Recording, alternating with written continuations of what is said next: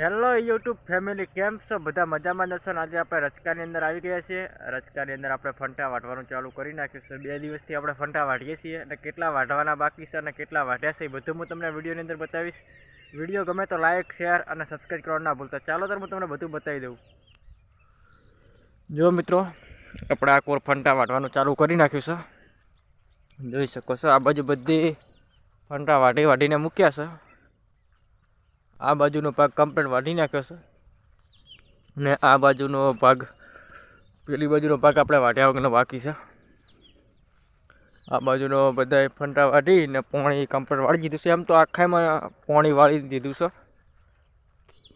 પોણી વાળીને હવે આપણે ફંટા વાટવાનું ચાલુ કર્યું છે. એટલે પોણી ચમ વાળવું પડ્યું હટ કે જલ્દી રચકો પોગરી જાય ને આ રચકો પકવવાનો છે. એટલે જલ્દી પોણી વાળી દીધું. પોણી વાળીને પછી આપણે હવે રચકાની અંદર જે ફંટા હતા એ વાટવાનું ચાલુ કરી નાખ્યું છે. જુઓ, બધા ઢગલા પડ્યા છે એમને.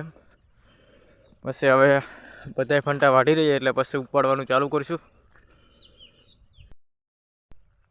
બધા ફંટા વાટી રહ્યા એટલે પછી ઉપાડવાનું ચાલુ કરશું. આ બાજુ થોડોક રચકો આસો છે, જોઈ શકો છો તમે. આ બાજુ બહુ રચકો આસો પડી ગયો છે અને જે પેલી બાજુનો ભાગ છે એ બહુ જાડો છે. આ બાજુ થોડોક આસો પડી ગયો છે. રચકાની અંદર કેટલા પાણી આવા અને કેટલા ના આવા તમે કોમેન્ટ કરજો મિત્રો. ને રચકાની અંદર તો 4 પાણી લગભગ તો પાકી જ જાય છે. પછી શીખર 5-6 પાણી જોતા હોય તો તમે કોમેન્ટ કરીને જણાવજો. આ બાજુ બધા આપણે વાટીને કમ્પ્લીટ કરી નાખ્યા છે. હવે આટલા બાકી રહ્યા છે થોડાક.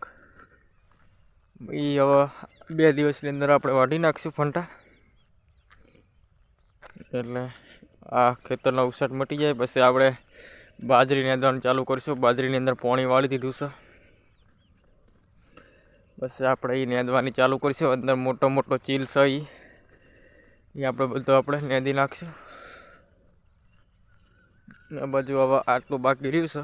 1-2 દિવસ થશે, વધારે નહીં થાય. જે ફંટા દેખાય ને એ બધા વાટવાના છે.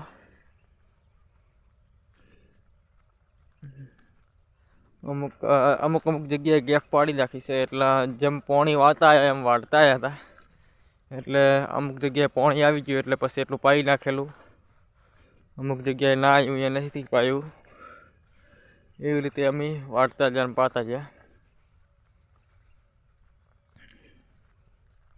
બધા ફંટા અમે આ કન કાઢ્યા છે. જુઓ, ફંટાનો ઢગલો કરી નાખ્યો છે. અહીંયા પાળો બનાવી નાખ્યો છે. મોટો પાળા બનાવી નાખ્યા છે એટલે ભૂંડરાનો અટકાવ થાય, ભૂંડ ના આવે.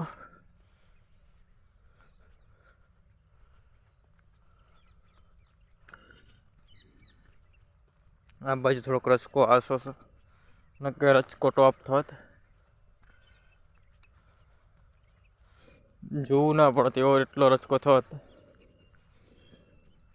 રચકો થોડોક આસો પડી ગયો. એટલે આ બાજુ આસો પડવાનું કારણ કે ચીલ ને બીલ બધું વધારે હતું, એના કારણે આસો પડી ગયો છે. જો બાજુમાં કપાસ છે, કપાસને તો ભેળાવી નાખ્યો છે. અંદર ગાયો બાયો બધું સરી ગયું છે. હવે અમુક 2-3 જગ્યાએ આ 3 પાળિયા અહીંયા રહી ગયા છે અને 8 પાળિયા વચ્ચે રહી ગયા છે. એટલે બહુ જાડું છે. ચીલ ને બીલ બધું ભેગું વાટવું પડે છે ને રચકો બહુ છે સાચવવો પડે છે.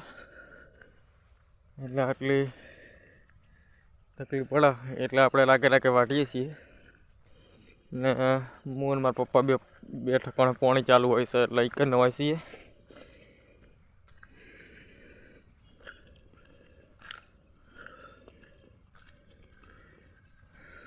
બાજુમાં પણ રચકો છે. જુઓ, આપણે આ કુંડીમાંથી પાણી આવતું બધું. આરી કુંડીમાંથી પાણી આવતું.